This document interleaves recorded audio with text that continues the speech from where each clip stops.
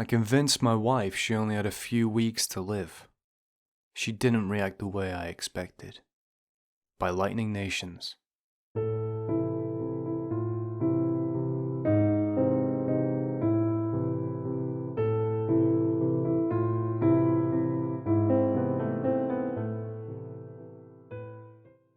Okay, so before you go call me a complete asshole, you should know my wife, Stacey, has pulled some seriously fucked up pranks in the past.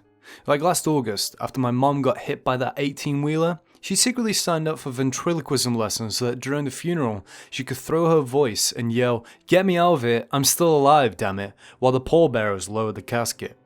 Or there was the time she tricked me into thinking I'd won the lottery. That alone I might have laughed off. Except she also convinced me to call my very married asshole boss and tell him the whole department knows he fucked his secretary at the office Christmas party. So you might say I've been looking for a little payback. Just last week, Stacey came down with a ferocious migraine, and 3 days in bed with a damp rag across her head didn't help one bit. So off to the hospital we went.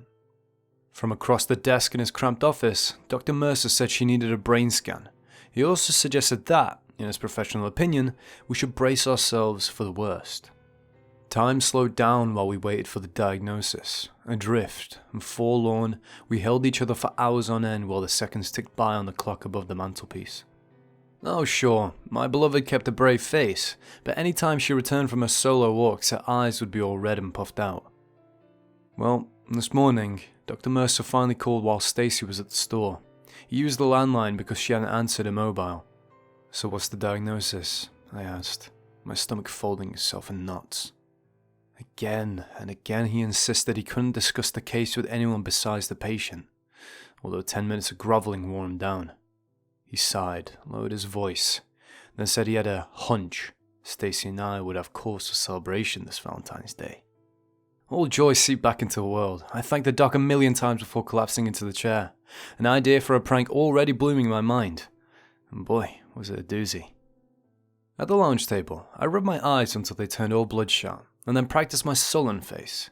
Soon, I heard little Miss Loves to Prank come through the front door, kick off her shoes, and shuffle along the hall. As she stepped into the room, I looked up without saying a single word. A hand shot up over her mouth. I swallowed a gulp. Then, in a thin, weak voice, I said, "Dr. Mercer called. Is it bad?" Rather than answer, I simply pretended to sob into my hands. Stacey didn't burst into tears or scream, nor did she collapse on the floor. Instead, she let out a deep sigh and threw her head back. On the wall beside the window stood a dark wooden cabinet. She went over to it, slid open the bottom drawer, and lifted out this huge metal trunk. I stood up. "Everything okay?" The trunk had a combination lock.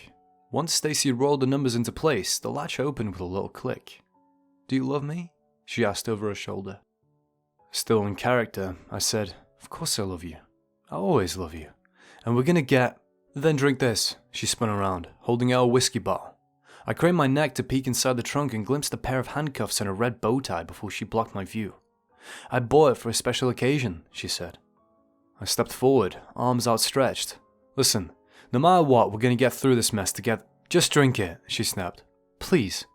It's important. If you love me, you'll drink it." Was this a joke? I searched her face for answers, finding none. But hell, who was I to judge?